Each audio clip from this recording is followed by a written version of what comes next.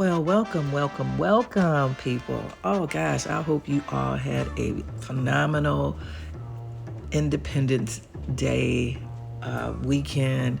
I know I did. My daughter, she came and spoiled her mama and took her out to brunch, and we got us some petties, and we had just good conversation, mother and daughter conversation.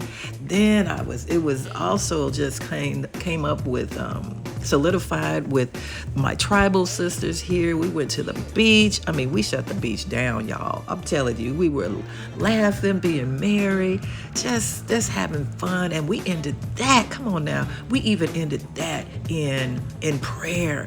Like, we met some other women on the beach, and they were just sharing with us and sharing their stuff, and and we just was like, man, just being us and having fun. That self-care, that reset, not having to worry about how you say it, what you say, somebody hurt somebody. You know what I'm saying? Just be you. Of course, our intentions are never to bring any hurt, harm, or danger. And I'm not saying be irresponsible, but a lot of times, you want to let your hair down means that you want to feel relaxed.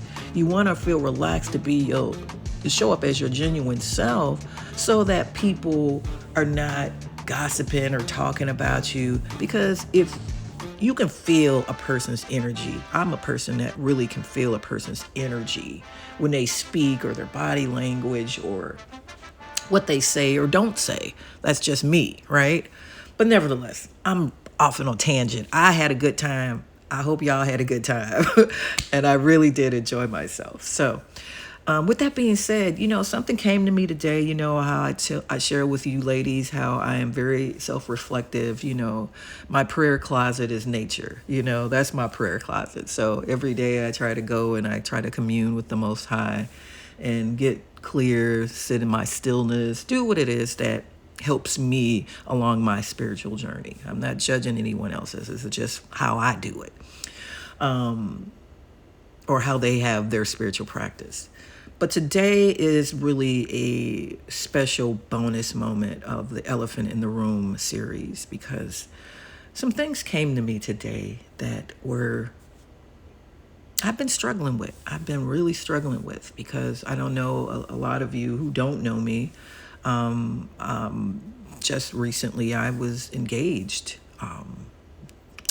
It ended in February, so it's still relatively new, but I am working through it, and doing the work, doing in counseling and therapy, doing all of the tools that I preach about. I attempt to practice myself. If I have to journal, if I have to have movement, walk, whatever it be, that's what I'm gonna do. Pray it out, talk it out, scream it out, yell it out, jump rope it out. That's what I'm gonna do. So, but nevertheless, I'm rambling again. Let me stay on task here. So this is a special bonus moment for the Elephant in the Room. And here, what we believe is that healing begins with honest conversations, the ones we often avoid but need the most. This is what I call interrupting the cycle and healing at the root. So I want to thank you again for allowing me to share this vulnerable moment with you. It is not an easy thing for me, because I am actually a very, very private person. I hold my friendships, my sisterships, my relationship to myself, to the Most High, and how I show up. It's very sacred for me. It just is. How I show up in these areas of my life is important, that I make that effort. And so I hope that exhibits my relationship to the Most High is reflected and trickles down into all the other relationships that I have. Relationship to self, relationship to my sisters, relationship to my now adult children, a relationship to my friends, relationship to whatever, my work, and how my effort, this podcast, Women Healing Globally. How am I showing up? Now, this does not mean, please, because I know y'all won't hold me to the fire, It doesn't mean that I don't have my own stuff that I'm working through. This podcast is also here to help me, walk me through my own healing journey. I ain't got all the answers. So if you're looking for that, you might as well just stop. I don't. I just share what I'm taking an opportunity to share vulnerability with you. And that's just what it is, right, wrong, or indifferent. Hopefully you take what applies, and what doesn't, it's okay. But anyway, today, during the quiet moment of meditation and in nature, something surfaced that I thought I had already kind of worked through. After the end of a 2-year engagement, I've done a lot of healing. I've worked through abandonment, rejection, trauma, and the pain of watching someone I once loved move on so very quickly. Most days, move on so very quickly. My bad. But most days, I am truly well. I'm doing okay. I'm not wallowing in it. Like it initially was in the first. The first parts of it usually are where you are really feeling it, because it's still recent and new. But if it's not for the Most High, I am a lot better mentally and in my heart space. But healing isn't always linear. Today I remembered something that was said to me that left a wound deeper than I realized. One day, the man who I was engaged to said to me, "I'm no longer required to pray for you anymore. I give you back over to God." Let me say that again. He told me, and he looked me in my eyes. He said, "I'm no longer required to pray for you anymore. I give you back over to God." Now, this is the first time I thought about it, because he said a lot of things. There were a lot of things said that, could hit the core of a person, and very, mean and, cruel. But that there, because that hit because of who I am, like my spiritual realm of who I am is so important to me. So that landed in a place that words rarely reach for me. Think about that. The person who once prayed for you, who was preparing to become your husband, your partner, your spouse, your wife, whatever, who was supposed to be your covering, tells you that you are no longer worth praying for simply because the relationship ended. Well, that wasn't just a breakup. That was what I felt, a spiritual wound, a spiritual jab. Not only to my heart, but to my soul, to the core of who I am and the essence of my relationship to Christ. I'm not here to try to share this to shame anyone, or share this because I know I'm not the only woman who has carried words that cut deeper than people realize. I'm not here to try to do that, but I'm here to share my experience and my reflection on this. So to every woman whoever felt abandoned, rejected, discarded, not enough, like somehow you failed. Like if you had just done one more thing, if I'd have loved harder, if I'd have cooked the meal better, prayed more, cooked better, sacrificed more, been intimate more, someone would have stayed. But people who are meant to stay in your life will stay, not because they're forced, not because God had to make them do, it's because they choose to. And guess what? I don't want to be with nobody that don't want to be with me. First of all, I don't have to. I got enough self-respect and honor for myself and how I carry myself. I ain't got to do it. I've been married a few times. So therefore, me trying to get a man or get a partner or a person, that has not been the issue. Now, if I wanted to keep him, that's a whole nother thing. That's a whole nother subject. And my motto is, this is something that I've said for years: a lady I come, a lady I leave. And I mean that. So the times during the discard when I had to be silent, I couldn't rebuttal and say what I want while they were, putting my name in the streets. in a small community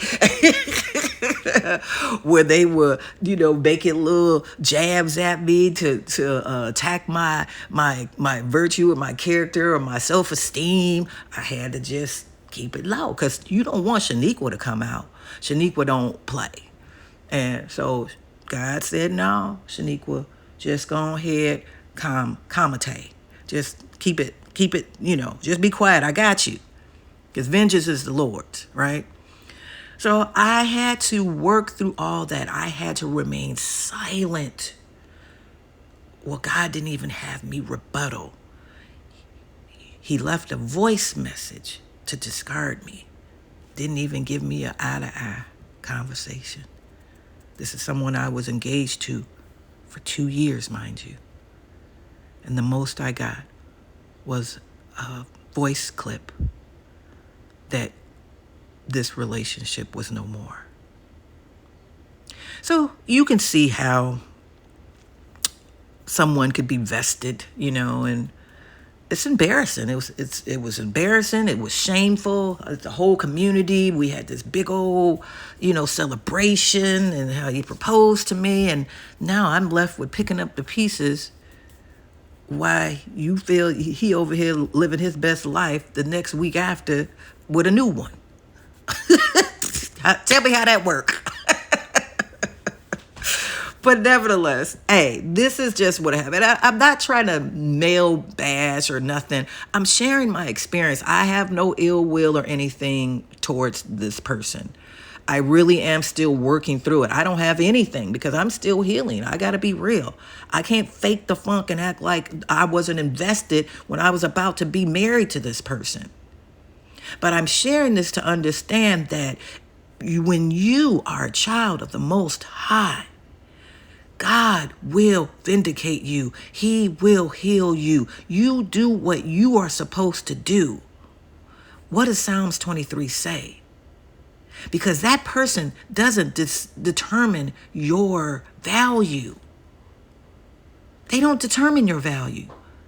Much of my life, my identity was attached to being someone's wife, someone's partner, building the family I always longed for. There's nothing wrong with these things. Desiring love and marriage and partnership and it's nothing wrong with that. I still believe in both. But this season has taught me something priceless. Now it's actually my turn. I have time now to myself. I ain't got to worry about getting up, trying to be all of these hats to a person that's laying in my bed. It's just me. And it took me 57 years to get here. So I'm enjoying working on all of those 9 elements of health and wellness that I speak of. I've got time to work on that and tend to my own garden, my own self-growth. How wonderful is that? Kids is grown and gone, doing well and flourishing. How wonderful is that? It can actually be about me. And not in a selfish way that is self-conceited, but a way that is healthy and nurturing to me. So it's my turn to heal. It's my turn to build. It's my turn to pursue purpose. It's my turn to care for myself. It's my turn to discover who Balani Lay is outside of every title and every relationship. I've also realized something else. I've never struggled to find relationships to men or with men. That's my preference. I've been a relationship woman my whole life. I'm sure it's probably because I didn't grow up with parents and, whatever, but that's okay. I enjoy being in a relationship. I enjoy having that person. And when I am with that person, I show up for that person. I'm 110% in. I don't play when it comes to affairs of the heart. And the one thing that has remained consistent with me is that the men who truly know me, who are past, have said to me, Balani Lay, you are a good woman. That means something to me. Now, it doesn't mean that my worst comes from their words. It's nice to hear. But because I know the woman I worked hard to become. I know the value I bring to the table, as they say. That bull crap. Okay, I don't want to get off on that one. The what you bring to the table. Well, ain't you the table and you the table and we got two tables. Now what?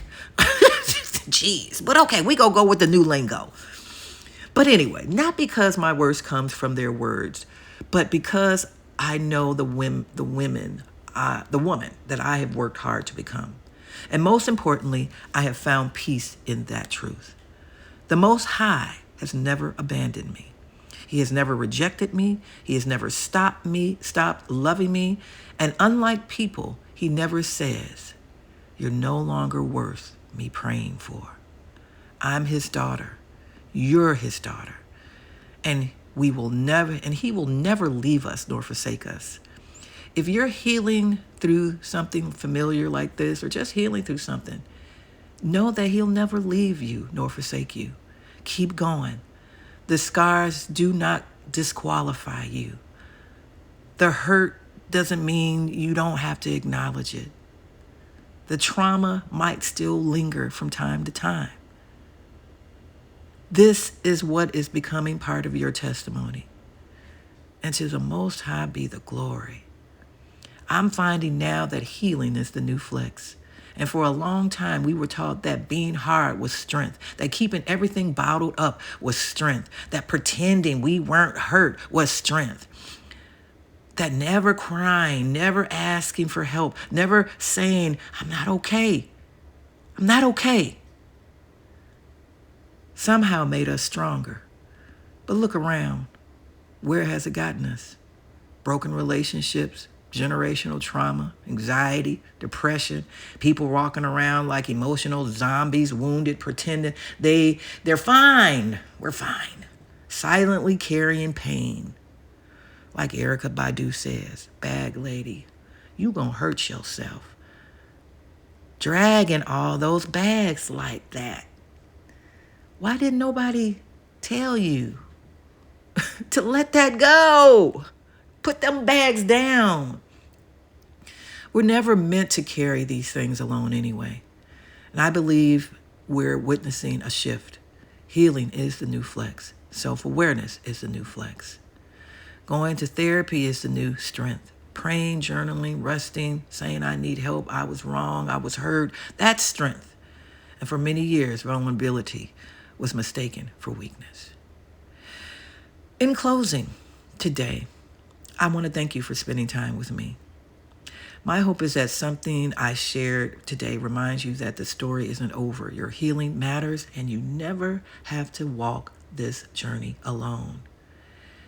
If you're ready to begin your own healing journey, I invite you to connect with me through Women Healing Globally and the 9 dimensions of health and wellness, my coaching and wellness education, so we can work together to help heal at the root, not just manage the symptoms. Again, I'm Belani Lay Patterson. I'm mumbling my words. And this is another episode of Elephant in the Room.